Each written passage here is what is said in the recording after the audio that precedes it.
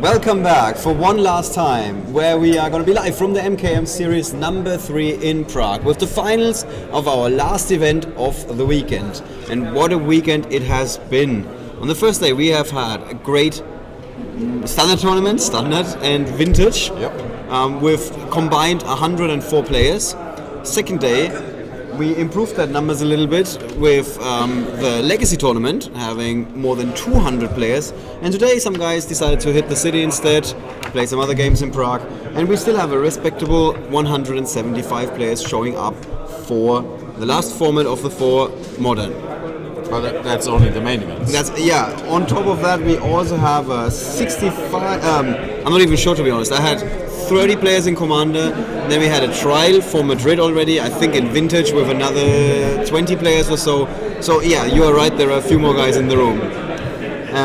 What are we looking at here at the finals? We got Rodrigo Togores on one side. Yeah, we saw him already playing his combo deck, talked to him a little, small interview, and he's on at Nauseam in his Grace combo, right?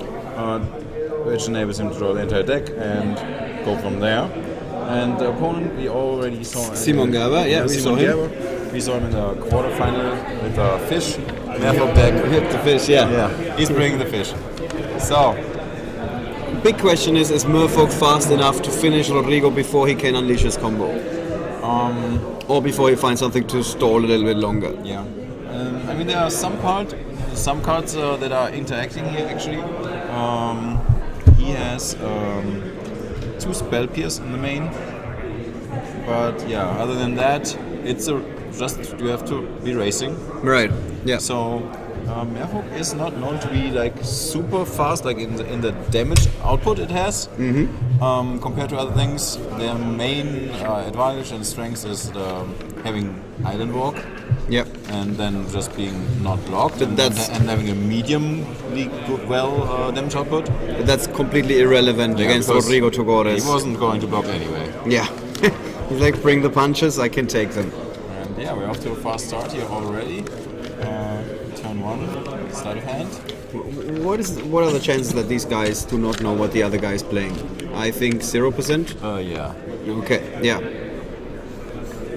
So yeah, there's some hand manipulation while Gerber is getting on the board already. Well, he has to.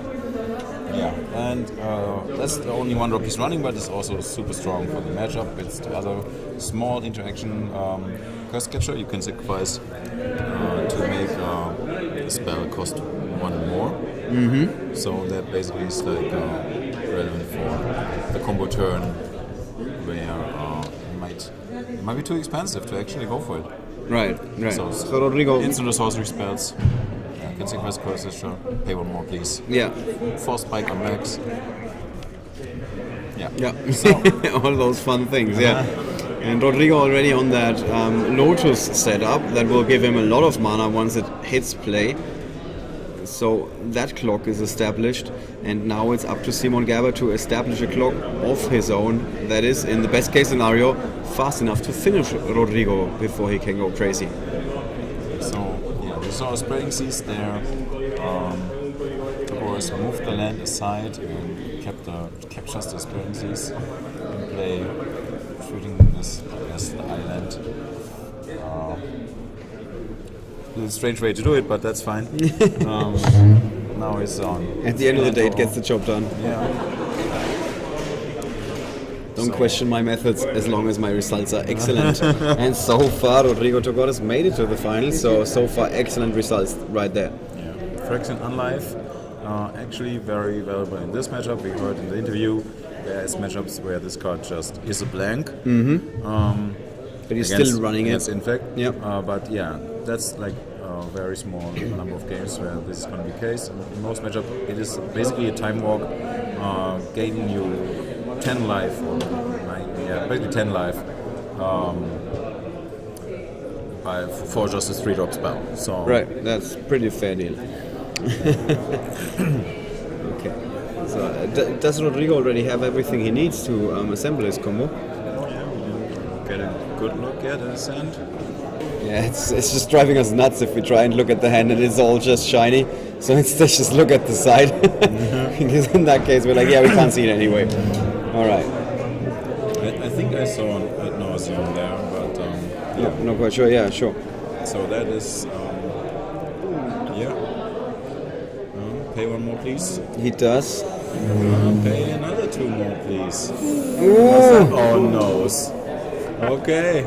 So it was obviously on board impossible to pay for all those effects. Yeah. And he just had the spirit guide to remove from the game. Wow, that was one of the most impressive chains we have seen this weekend, allowing Rodrigo Togores to go for his combo. Did he see the writing on the wall? Was he expecting that second answer that Simon Gerber has in his hand? It's hard to tell. But like, Yeah. I mean, it was not like he had played one sleight of hand in the early game. I can't imagine him like actively digging for the Simon Spirit Guide there. Yeah. So Yeah. Wow, and that is it. So Simon Gerber now does get a very good look at Rodrigo Togores' deck yeah, that's what I was saying earlier. Like, in the semifinals. Yeah. you would just want to check what is actually like the whole content of the deck, what's going on. Mm-hmm. So you're like, okay, now I'm facing. Right. Wow, this combo works, and then Yeah, and that is it for the first game. So wow, fast and furious. Yeah. Rodrigo Togores That was taking insane. the lead 1-0 in the finals. And I mean, of course, Simon Gerber is going to go digging deep in his sideboard now, trying to find some answers. We talked about that earlier when we had him in the quarterfinals. He does have a negate, which is one of those cards that can actually fight the combo. so we are increasing the amount of interactive cards here. He has 2 negate, and he has Hercules Recall, which is bouncing artifacts back to their owner's hands. And this is super relevant against some of the artifact mana he's using to get to 6. Yeah, to get to that magic 6 mana that he needs. There we go, yeah. Let's take a close look. Maybe we see something here of Simon Gerber siding in there. But yeah, Hercules Recall probably coming in, and it's not like a super strong option, Yeah. but it's better than nothing. Yeah, you take what you can Yeah. get in this matchup, yeah. And when we looked at the metagame breakdown initially, we realized there are only 2 players with ad nauseam in this tournament, and Rodrigo is the one who's of course the most successful this weekend, and he's been very successful with the same deck before, like not in that exact build, but like a general strategy. Okay. So we can basically tell he's a master of this deck. He likes to play it quite a lot, and every time he can go for the kill, everything just moves automatically. He could like close his eyes and he would still play all the cards in the right fashion and assemble that combo. All right, so wow, guys, make sure you don't blink, because if you do, you might just miss how Rodrigo Togores finishes these games. Is there any way for Simon Gerber to side into something even more aggressive to assemble an even bigger clock? Not really. Like he's having like basically just the only creatures in the sideboard are Tidebinder mages, which are 2-drops, but they're totally not better than like the Lord of Atlantis and Yep. stuff that's already in the deck. So Right. there's no way to get more aggressive. So he can only block those interactive cards that we talked about. Yep. And that's not very much. Like You don't like those odds, yeah, basically. I don't see him winning. Yeah, okay. I actually liked the game one. It seemed like he just won there Yeah. with a spell pierce, or basically at least Buy himself some more time. negated the first attempt to Right. combo out, Right. and then he would have needed to draw into another copy. But yeah, the extra mana, the secret mana source from hand. Wow, 1-0. All right, game 2. And what we haven't seen this weekend, at least in those few limited games, that limited information that we collected from Rodrigo Togores, I think he never had to take a mulligan so far. And how crippling is that for this deck to take a mulligan? To not have as many cards. I mean, of course, nobody likes to take a mulligan. Yes, but yeah, while Okay, that was a completely theoretical experiment because we didn't see that. Okay, no mulligans. see the while. But yeah, it is crippling for the deck because He's assembling two-card combo while also needing more mana sources than is usually the case for all the other combo decks. So yeah, at least extra cards would be probably mana, like we see the Lotus Suspend here, Lotus Bloom. So yeah, or it could be the Lotus Bloom would be on top of the deck as the Virtual Sevens card that is not drawn and then gets suspended one turn late and so on. So there's it's super relevant whether he takes a mulligan or not. Yeah. All right. So good odds for Rodrigo Togores. If you are cheering for Spain, you are in a very good position. Simon Gerber, on the other hand, from Switzerland, from Lucerne, as we learned from our helpful Twitch chat earlier. And some guys are not 100%. Some guys are not 100% sure how the ad nauseam works exactly. Can you quickly explain the combo, basically? Yeah. So basically, the ad nauseam normally, like we also see them using the storm list and things like that. What the card does is you just keep on flipping cards from the top of your deck, and every time you flip a card, you take damage for the casting cost of the card. So flipping lands is free and so on, but spells have a casting cost normally, and then you take damage. You flip a 2-drop, you take the damage. Okay. And it's your choice on for how long you want to do this. All right. So it's like, okay, you see how you're losing life, and then in an ordinary deck, like in Storm deck, you were like, okay, now I know my highest casting cost remaining in the deck is like 4, so now I'm at 5. I'm going to be like starting to not flip anything further, because it's starting to get dangerous, and then try to use those cards that you have. In this case, he's like having these two cards that are just negating that he can lose in that turn. Like Angel's Grace, and therefore he can just flip his whole deck over and doesn't die. Okay. So that's why it's so much better, like in this combination. And that's why he can pick up the deck and then have this throw everything out. Okay. All right. So what's the situation like here? We got Rodrigo, as always, getting busy assembling his pieces. But Simon Gerber seems to be in a better spot, in fact. Super aggressive here. At least he casts quite a few cards. But none of the side deck cards, am I not mistaken? Yeah, I mean, those would not be in play more. Yeah, you want to hold on to them, yeah. So, he's upping the clock, activating Muta Vault to attack for an extra 3 because of the Lord. That should be 8. Alright. And Rodrigo 10. And he knows how to operate the life counter. we are very proud. That's the first time this weekend, yes. And but we talked about body language earlier. Rodrigo Togores seems super relaxed. Yes, but that's how could we call?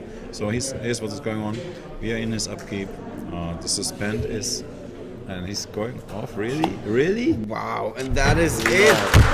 Winning the MKM series in Prague with ad nauseam, despite his opponent Simon Gerber having some side deck hate in his hand, trying to buy another turn from him, but no, Rodrigo just goes off regardless. Yeah. Wow, unstoppable Spaniard here.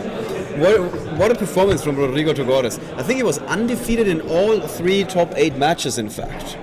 So 6-0. And he came in first seed? Yeah, he was first seed.